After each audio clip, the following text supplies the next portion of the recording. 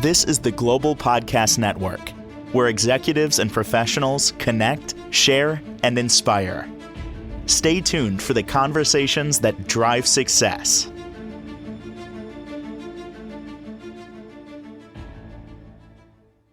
I've learned so much from her ever since we started talking here. And one of the things that stands out for me in what she does, art therapy, yes, art, being creative is therapeutic, is the word art, which is contained in the word heart. And there is a very significant connection backed up by science, which we're going to delve into today and so much more with our professional of the year. Barbara Robertson is back on the program. How are you doing today? I'm doing very well, thanks. I'm on a quick visit back to my early stomping grounds, the area where I grew up, which is in the Midwest, where the land is very flat, so the sky is very large. I like to say it actually comes all the way down to the horizon, as opposed to where I live now in the, kind of the mid-Atlantic area, where the sky comes down to the treetops and Hmm. you don't get to see the horizon. I have a big hill where I live, and I go up on that hill. I mean, it's substantial. It's the highest point. I'm on Long Island, Uh-huh. but it's the highest point. So that I go up there just to see, what you're saying. You actually see where the horizon hits the land. Otherwise, there's trees everywhere. Nothing wrong with that, but it's kind of cool to see, or we have beaches nearby. You can obviously see Yep. that there. Yep. Yep. Yep. That's true too. But it's so interesting in this area because what you see on the horizon are kind of increasingly tiny indications of farmhouse, barn, clump of trees. Other than that, the trees just don't volunteer themselves very much in this part of the world unless it's right along a stream. Hmm. But it's been interesting for me because lately, what has really riveted my attention in my home area are the kind of clouds that this hot, humid summer we've been having has given rise to, literally, actually. The updraft of hot air from the ground meeting cold air above the ground causes them to condense and build into these colossal pillars that look like big gobs of whipped cream piled on top of some wonderful dessert. They're just a little too far off to reach. And a time or two, I've been known to drive all over the town I live in to see if I can't find a clearer view without trees in the way of what this cloud looks like, kind of from the ground up. And mostly I'm frustrated, but I'm still taking lots of photos of clouds.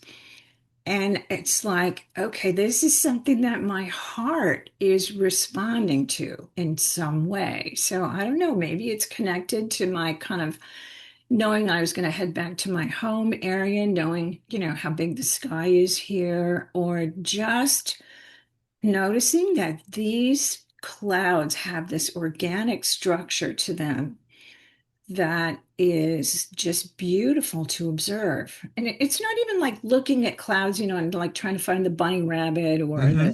you know, the elephant or whatever. It's just looking at how they build up and then what happens, particularly in low light. So early or late in the day, when the light really starts to slant and it really causes these sort of high contrast areas that gives such a three-dimensional feeling to the clouds. I just want to kind of reach out and like just hold it in my hands, and feel like, oh, what is it like?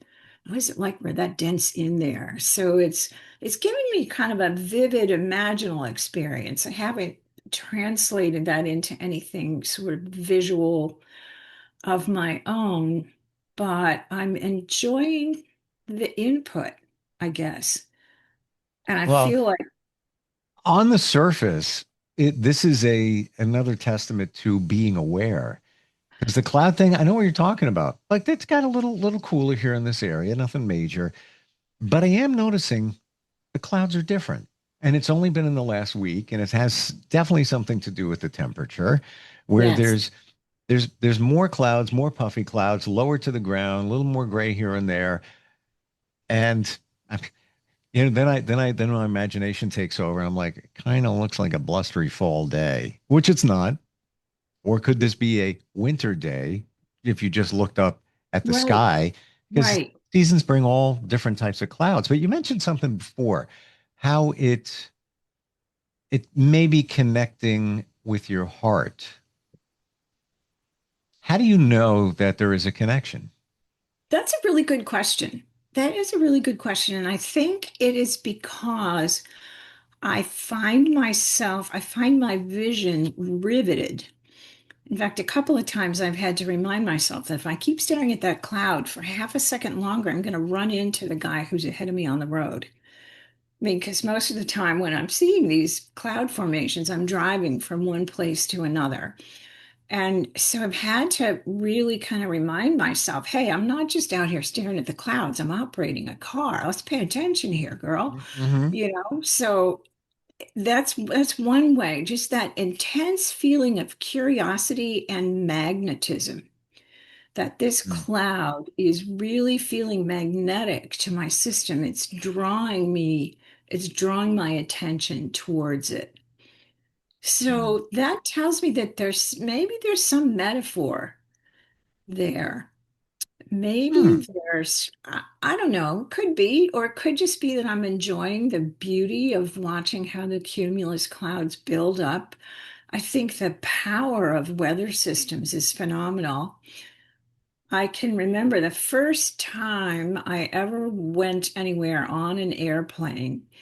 We were flying from the Midwest out to the West Coast, and we went past, I think we might have been flying over Texas, and there was a big thunderstorm that you could see out the plane window.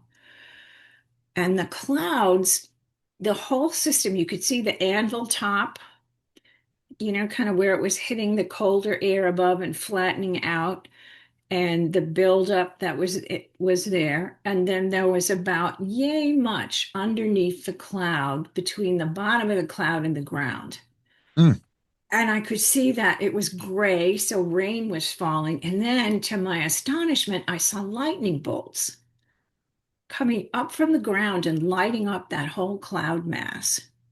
Wow. See, Because you're aware of it though. This is what that's th- you could be looking at blades of grass. You could be anything. You that's splinters on a barn. It doesn't matter. That's true. That is You, very true. And you know you're what? aware.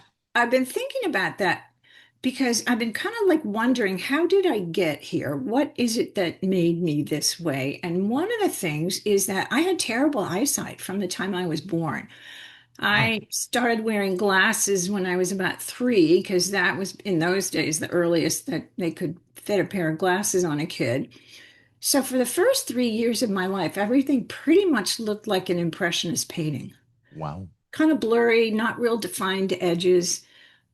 And so I don't know if the intrigue of being able to see patterns, because nothing was particular, but you could see the overall kind of blend of light and color and shade and hue changes, or if it was that what I imagine might have been sort of a really dramatic moment when I first started looking at the world through the corrective lenses, and suddenly everything was sharp. That's interesting because they say that much of what pilots us today came from our childhood from 0 to about 7. It's in our subconscious. So I try to process what you just said. And as a up until a 3-year old, you're seeing just splashes of color. So it's something says to me that your brain has been trained to process things in a different way. When you first look at I it, think so. it's Yeah. almost as if you see two things. You see the shape formation, but then you see the clarity of the lines around it, and you don't even know that you're doing it. But it's almost as if a you ever go to the eye doctor and they put that thing in front of you and they Yeah. say they change the lens. How's it look now? Well, how's it look Yeah. now? What about Yeah. Number now? Well, one, one or two, two or three. there you go. And it's Yeah. almost as if you're subconsciously doing that and not even knowing you're doing it. I think that might well be true. I think that might well be true. And because my eyes kind of have the choice.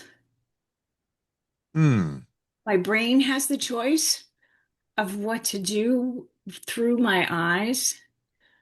It's given me a different, well, almost a whole different visual language. I mean, I like to Yeah. say that we all start out speaking visual because that's for those of us who are actually blessed with eyesight. I know there are some people who miss that, but whatever kind of sense it is that we use when we're first born and for those first 3 years until we begin to gain language is the rule by which I think we measure everything else.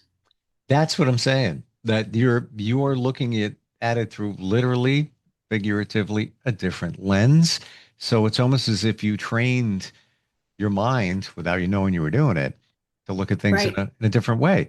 What was your artistic inspiration once you got glasses back home? You're back home now.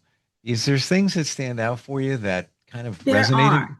Yes, yeah, very much so. The first thing comes to my mind was that my mom and dad were very much hands-on makers, especially at holidays or for gifts, because they didn't have a lot of money. My dad was a school teacher. My mom was a stay-at-home mom, but they did silkscreen Christmas cards one year. My mom made wax candle Christmas trees, and I remember her melting paraffin in this pan that was old on the stove top and then beating it with the hand ground, crank egg beater Hmm. until it was foamy, and then sort of dripping it down the side of this candle until it was kind of cone shaped, and then sprinkling glitter down the top. I remember my dad with little touches like it with a Christmas creche scene. He would build a sort of stable out of Lincoln logs. Remember those? Oh yeah. Yeah, Yeah, I guess yeah. replaced by Legos nowadays. But anyway. Nowadays, that's right. That's right. Their Legos are a little more elaborate. So Mm. Lincoln Logs had that rustic Yep. taste. And then he would take a piece of hard styrofoam and kind of scrape it over top of the scene, and it would look like just a little bit of light snow fell. Hmm. I remember watching him do that and thinking, wow, that's magic. Do you think that lack of financial resources forced the creativity, and that's kind of where it blossomed? I think in some ways, although Hmm. I also know that they really did enjoy it for its inherent Oh, sure. pleasure. Well, you're making me think, and this is what you do because a lot of this is visual, but we're using our mind for it. Same situation, single mom, didn't have money. I used to, sort of make toys, and whether it was clothing on army men or, one of those and a spool of thread in the stairs, deploy them down, you Oh, know, absolutely. got to get Yeah. creative, That to little, have fun. little, clothespins with parachutes that you could launch from Oh, the, oh yeah. Yeah, yeah, yeah, all, yeah. all that good stuff. Yeah. Yeah, Pinwheels. Yeah. nothing wrong with it, but it was a point of getting creative to get a goal accomplished. You wanted a toy, you needed to give gifts. You come up with, we're all creative. We don't think That's we right. are, but we all We are. are. I was just very fortunate to have my creativity supported in a very ongoing way. Hmm. I think for a lot of us in our younger years of our childhood, our creativity is supported. But when school hits, Yeah. then we hit about third grade. So we're learning to read up until third grade. And then from third grade on, we're reading to learn. So we Hmm. need to begin to really work on comprehension and then making sense of what we've just read, and the grades become important.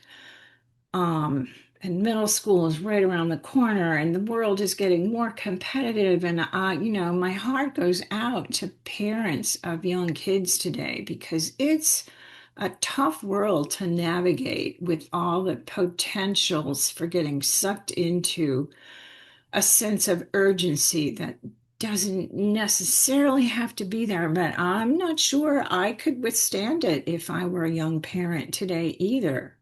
It's This, overload. It's It's overload. profound. It is Yeah. very profound. And I'm a geek when it comes to technology.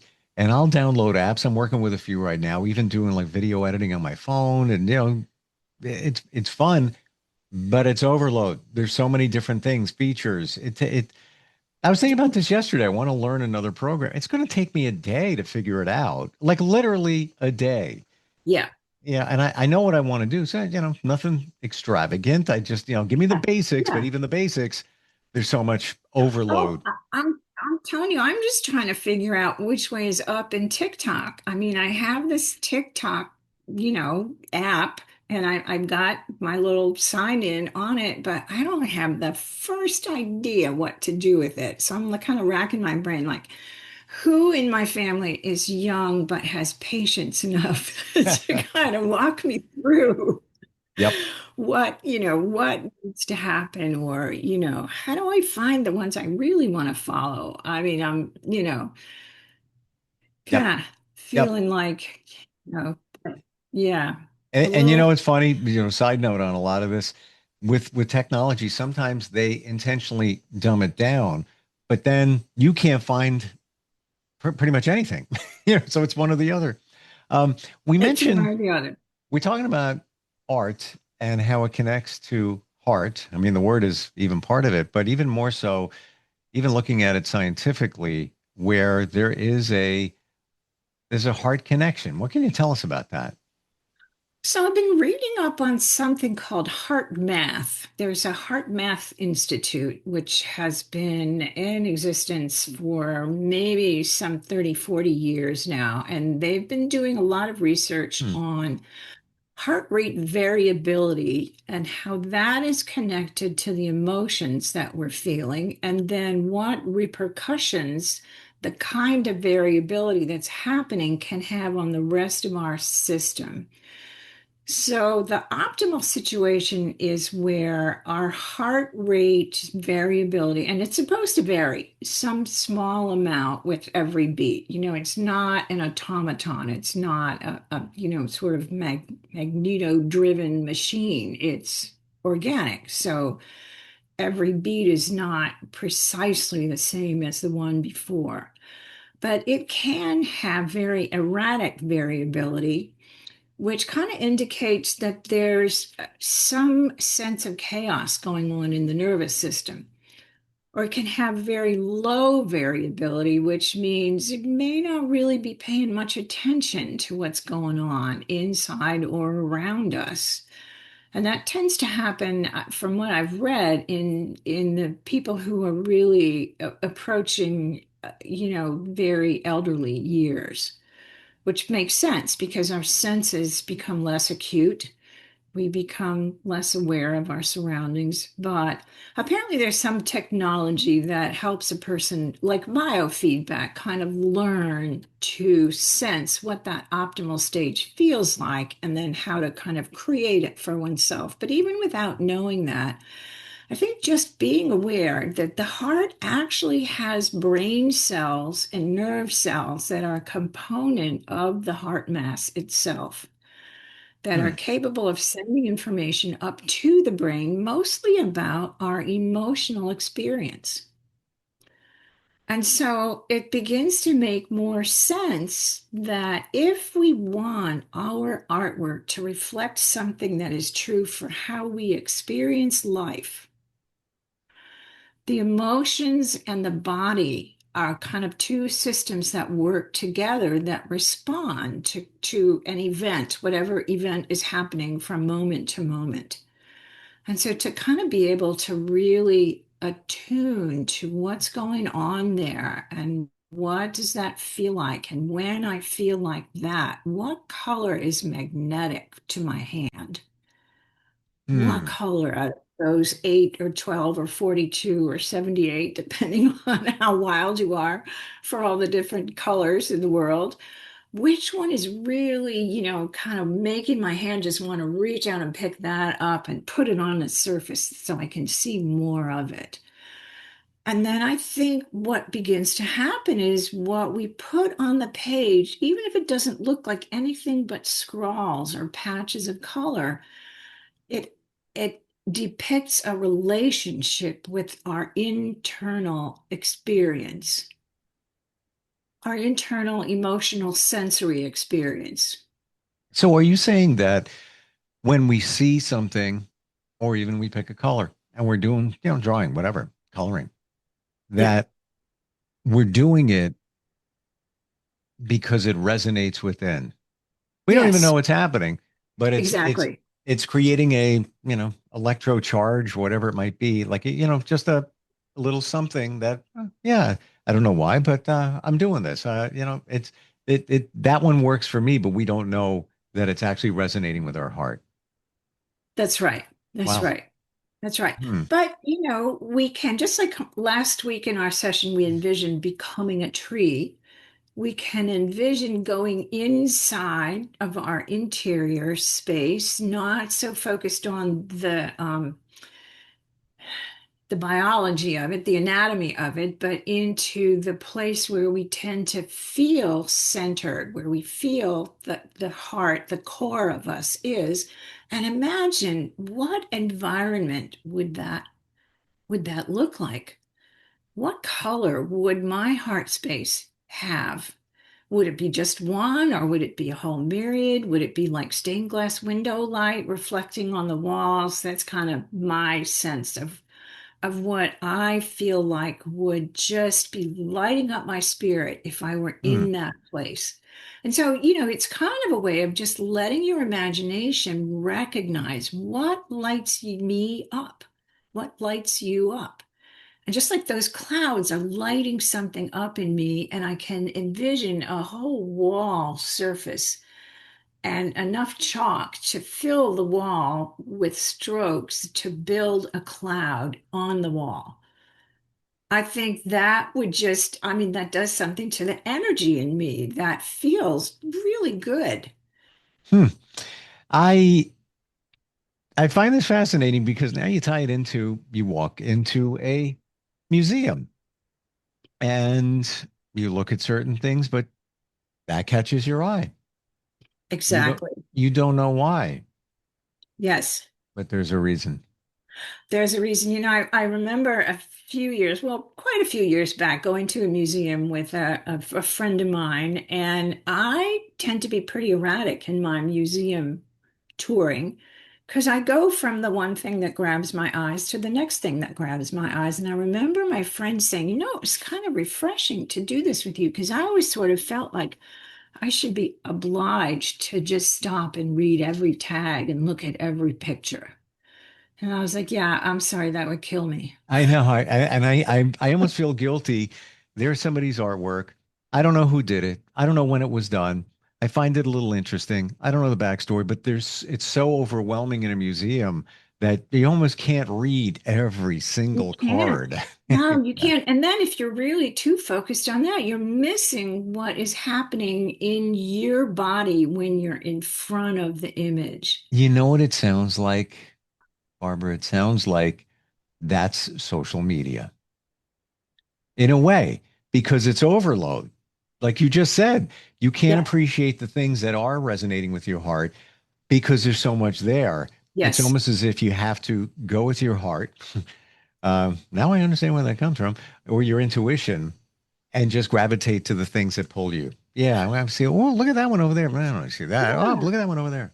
And maybe I have an advantage in that experience from my eyesight shift, my vision impairment early on, and its sudden shift to visual acuity, giving me that sense of choice. I have a choice about what I look at. I have a choice about how I want it to look in order to feel it more deeply in me.